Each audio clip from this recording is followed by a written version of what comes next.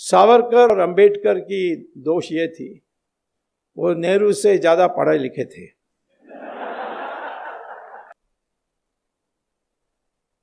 अब जवाहरलाल नेहरू का प्रॉब्लम क्या था, वो गए थे लंदन, फिर वहां से कैम्ब्रिज में जाकर दाखिल की, एडमिशन ली और फिर फेल हो गए।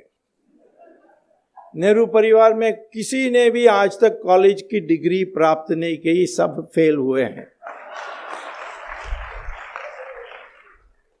एक बार सोनिया ने लिख दी अपने इलेक्शन एफिडेविट में कि studied in the university of Cambridge and got a degree in English. मैंने फिर जब वहाँ गया था लेक्चर देने के लिए कैम्ब्रिज यूनिवर्सिटी में, मैंने पूछा कि कैसे स्टूडेंट थी, उन्होंने कहा यहाँ स्टूडेंट कभी नहीं थी। मैंने कहा लिख कर दोगे, लिख कर दिया।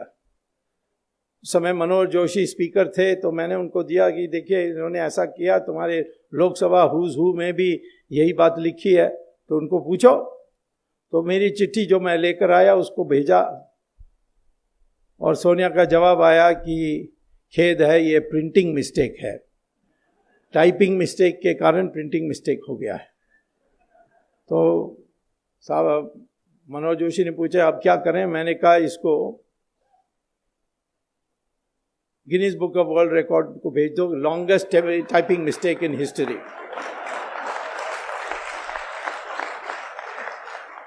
कभी टाइपिंग मिस्टेक हो सकती है, studied in the university of Cambridge and got a degree in English, ये टाइपिंग मिस्टेक हो सकता है। राहुल गांधी का भी ऐसे ही है, फेल फेल फेल। प्रियंका भी जीसस मैरी कॉलेज में फेल, इंदिरा गांधी भी फेल, जवाहरलाल नेहरू भी फेल। उसके आगे मैं पहले नहीं जानता हूं क्या थे। तो इसीलिए मैं कहता हूं कि जब वो सावरकर या अंबेडकर इनके बारे में सोचते थे, इनको ईर्ष्या आती थी और किसी तरीके से उनका बदनाम करने के लिए लगे हुए थे। जैसे अंग्रेज भी सोचते थे ये विचारक है, दिमाग फिरा देगा। जो मकौले ने देश में, हमारे देश में हीन भावना पैदा की, वो हीन भावना को ये हटा देंगे और फिर लोग खड़े हो जाएंगे। सुभाष चंद्र बोस के डर में अंग्रेज छोड़कर गए। ये किसने कहा?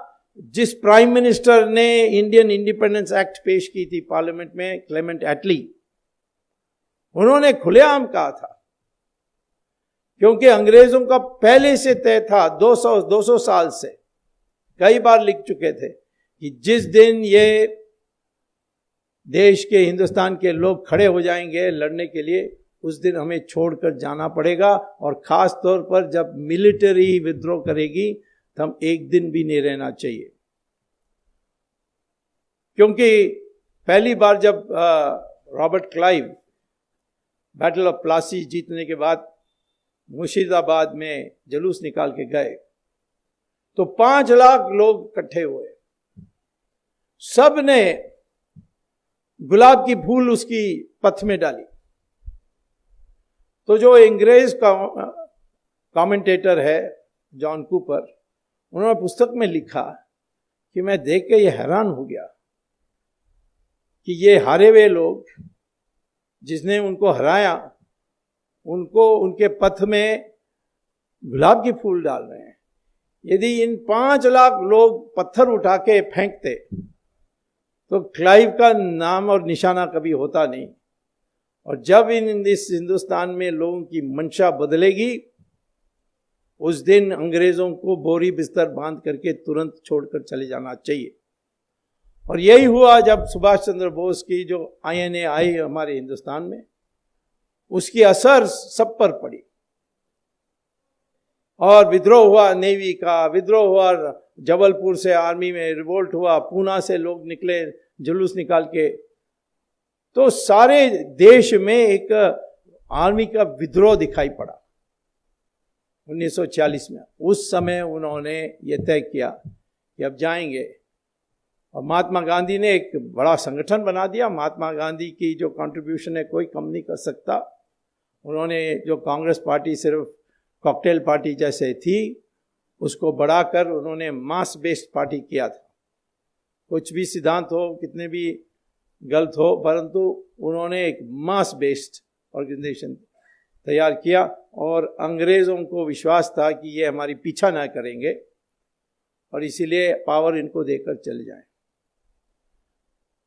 गांधी ने सारे पीसीसी प्रेसिडेंट को बुलाई और कहा कि किसको बनाना चाहिए कांग्रेस प्रेसिडेंट, क्योंकि वही बनने वाला था प्राइम मिनिस्टर।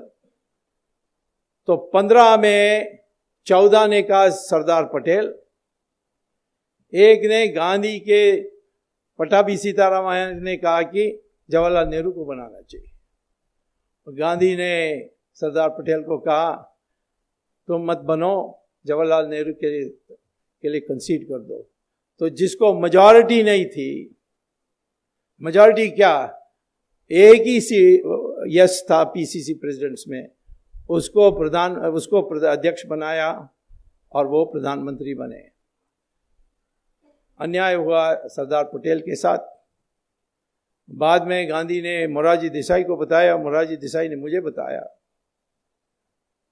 कि गांधी ने कहा कि यदि मैं जवाहरलाल को नहीं बनाता तो ये विद्रोह करते हैं और अंग्रेज उसी बहाना में छोड़कर नहीं जाते।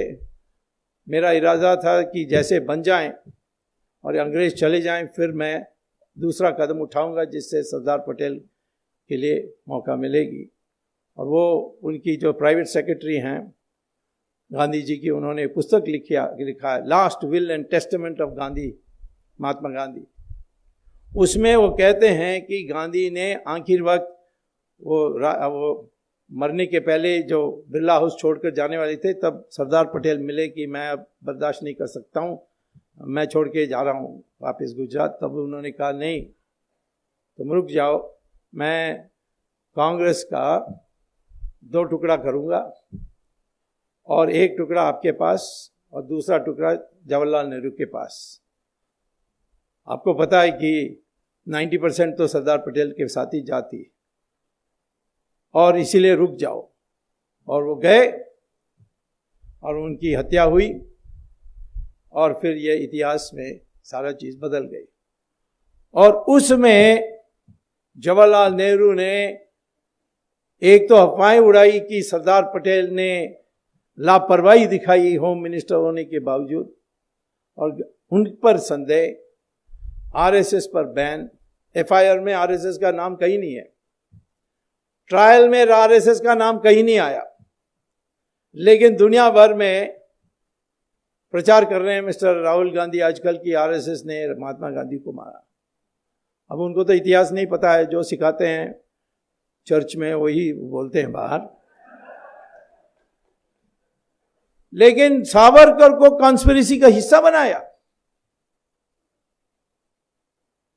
बाद में छूट गए, नो एविडेंस, लेकिन वो धब्बा लगा के रखे। और धीरे धीरे अब सावरकर की रिकग्निशन आ रही है। सावरकर के Indian independence, first war of Indian independence 1857, और बाद में उन्होंने हिंदुत्व पर जो पुस्तक लिखी, उससे हमारी लोगों की मंशा बदलने लगी।